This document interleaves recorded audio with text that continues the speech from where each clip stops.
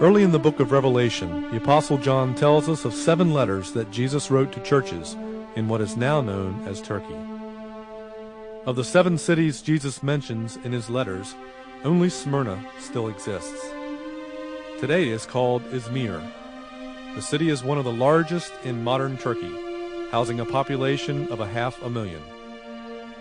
Located 35 miles north of Ephesus, which received the first letter, on the west coast of Asia, lay the city of Smyrna. The city of Smyrna was one of the proudest, most beautiful cities of Asia. It was thought of as the most exquisite city that the Greeks had ever built. The city sloped downward towards the sea, giving it a beautiful view. Described on coins as first of Asia in beauty and size, it housed the largest public theater in Asia, as well as a famous stadium and library. Built into one of the hills overlooking the sea was the large amphitheater that would seat 20,000 people. Because it controlled the trade of the rich Hermus Valley, it was a great, wealthy, and important city. Smyrna had been a Greek colony as far back as 1000 BC. Around 600 BC, it was invaded and destroyed by the Lydians, and for 400 years there was no city there at all. Then around 200 BC, it was rebuilt with streets that were broad, sweeping, and beautifully paved. The city had experienced death and had literally been brought back to life. It is undoubtedly because of Smyrna's historical past that Christ refers to himself as he who was dead and has come to life. Smyrna was a free city, one that knew the meaning of loyalty and fidelity to Rome, unlike most cities. Cicero called it one of our most faithful and our most ancient allies. It was the first city in the world to erect a temple to the goddess Roma and to the spirit of Rome. Her fidelity to Rome was famous in the ancient world.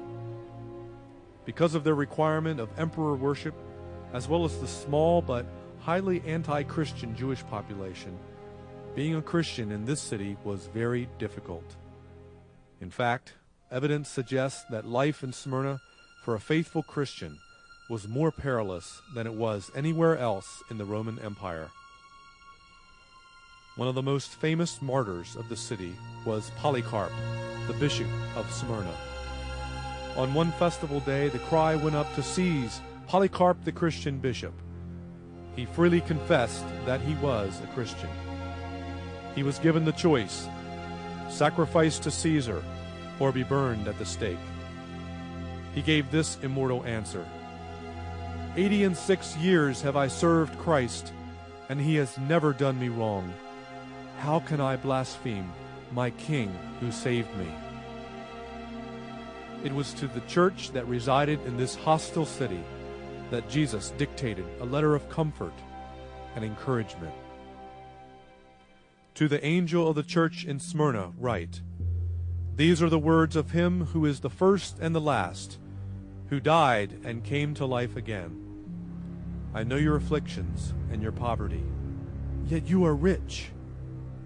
I know the slander of those who say they are Jews and are not, but are a synagogue of Satan. Do not be afraid of what you're about to suffer. I tell you, the devil will put some of you in prison to test you, and you will suffer persecution for 10 days. Be faithful, even to the point of death, and I will give you the crown of life. He who has an ear, let him hear what the Spirit says to the churches. He who overcomes will not be hurt at all by the second death."